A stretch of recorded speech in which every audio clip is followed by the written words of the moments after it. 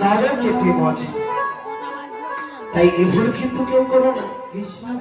যদি বুঝতে হয় নিজের স্বামীর চরণ ভজ, নিজের স্বামীর চরণ ভজে তোমরা জগৎপতির চরণ লাভ করো।